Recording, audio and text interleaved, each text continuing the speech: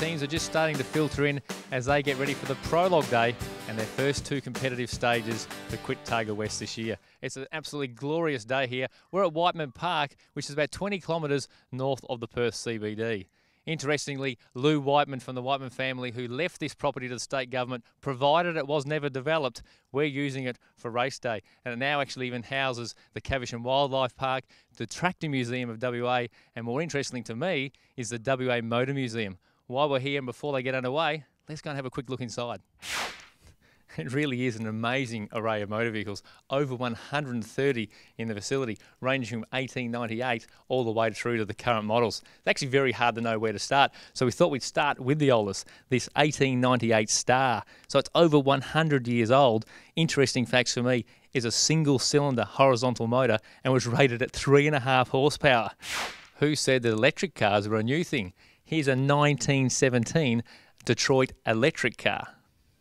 This is the first Mitsubishi to be designed and built in Australia, a 1985 Mitsubishi Magna. This display car is actually the Magna Wagon prototype. It's covered 11,000 kilometres on Mitsubishi's proving ground, but was never licensed on the public roads as being a prototype. It doesn't have the necessary compliance.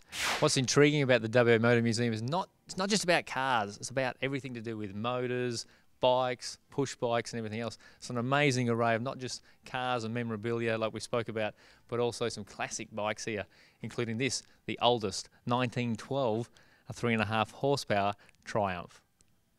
The workshops aren't like this anymore. Some replica oil tins, containers, drums, even diagnostic equipment, lathes, some amazing stuff on display. We talked before about Mitsubishi Motors' first car they ever produced in Australia.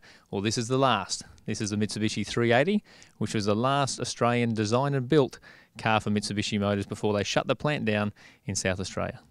And what Australian Motor Museum would be complete without some Aussie muscle cars? So from the Holden HG Monaro GTS 350 from 1970, a gorgeous limited edition 1972 Holden SS sedan. And this is the clone of an A9X hatchback, which was built to commemorate the late Peter Brock, who with co-driver and Quit Targa West competitor Jim Richards drove to victory in the 1978 Bathurst 1000. Now for you Back to the Future fans, this one's something you're going to remember. This is the road version of the car made famous in that film. It's the 1982 DeLorean DCM-12. What makes this car so special is there were 9,200 of this model made, but only 16 were right-hand drive. That makes this one very rare car. Well, this would have to be the top end of town, Bentley Boulevard. And what some amazing collection of cars, including the one next to me here, the 1974 Rolls-Royce Phantom 6 limousine. But I'm leaning on my favourite, I've got to say. Look at this thing, a 1931 Cadillac. It is just beautiful. And one of the many amazing cars and attractions here. And not only cars, but bikes and bicycles, memorabilia, model cars, an amazing array. Definitely well worth the visit to Whiteman Park to come and look at some of these collections. I've got to stop drooling. The cars are about to get underway out there. Let's go and see some of the action of this year's Quit Targa West.